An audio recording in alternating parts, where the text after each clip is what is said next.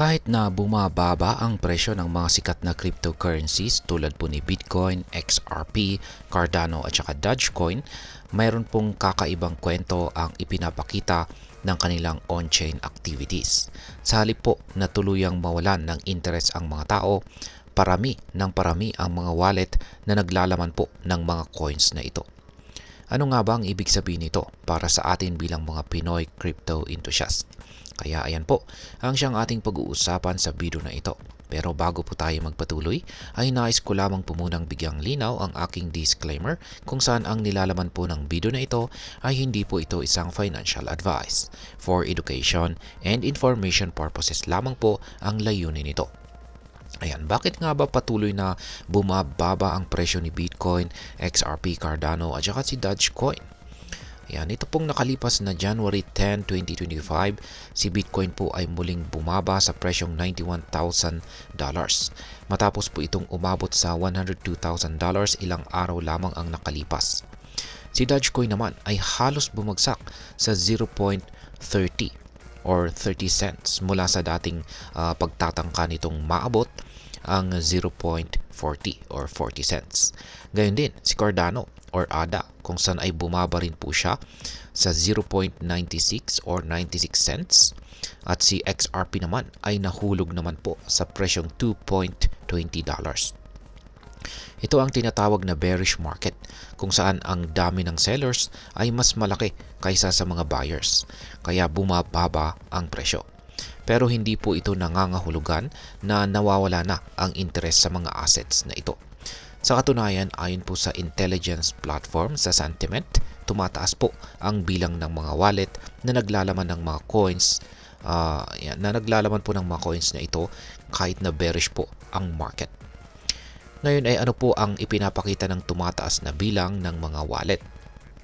Ayan, ang pagdami po ng mga non-empty wallets o mga wallet na may laman ay isang sinyalis po ito na marami pa rin ang naniniwala sa potensyal ng cryptocurrencies tulad po ni Bitcoin, XRP, Cardano at Dogecoin.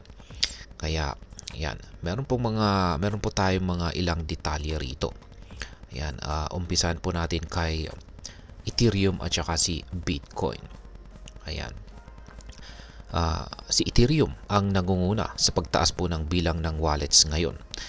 Meron po itong 645,000 na mga bagong wallets mula po noong January 1, 2025 kung saan ay meron po itong isang 0.5% na pagtaas. Kahit bumaba po ang presyo ni Ethereum mula sa $3,743 patungong $3,300, nananatili po itong pangunahing crypto asset. Samantala, si Bitcoin naman ay may dagdag na 102,000 wallets ngayong taon. Ipinapakita po nito ang katatagan ni Bitcoin bilang isang asset kahit na bumababa ang presyo nito. Yan, dito naman tayo kay XRP. Si XRP naman ay nakasabay kay Ethereum at saka Bitcoin. Meron din po itong dagdag na 58,000 na mga bagong wallets ngayong taon. Ito po ay isang 1% na pagtaas.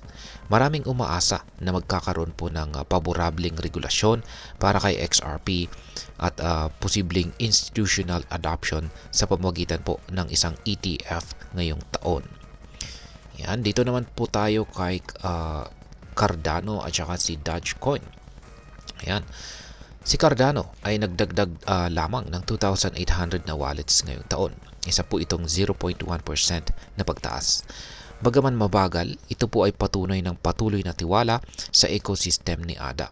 Ang presyo po nito ay nasa 0.96, ngunit nagkaroon ito ng 14% na year-to-date gain.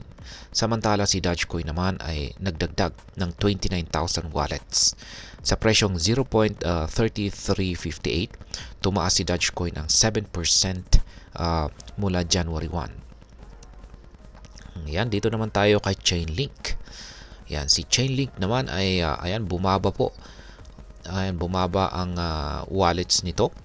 Ayan, kung saan ay meron po siyang 3,300, isang 0.5% na pagbaba. Ipinapakita nito ang pagkawala ng tiwala ng ilang mga investors kay Chainlink.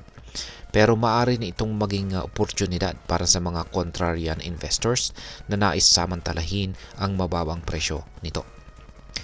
Ngayon ay ano naman po ang maaring maging epekto nito para sa atin bilang mga Pinoy crypto enthusiast. Ayan, para sa atin, ang tumataas po na bilang ng wallets ay maaring magbigay ng kumpiyansa or pagtitiwala sa crypto market.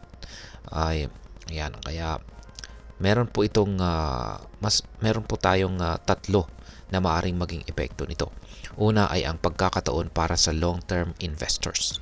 Kung ikaw po ay nag-iisip ng pangmatagalang investment, ang tumataas po na bilang ng wallets ay sinyalis ito na patuloy po ang adoption ng cryptocurrencies.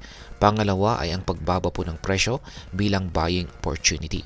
Ang pagbaba po ng presyo ay maaring maging magandang pagkakataon para bumili ng crypto assets sa mas mababang halaga. Pangatlo ay ang paalala na mag-research. Mahalaga pa rin po ang pag-aaral bago mag-invest.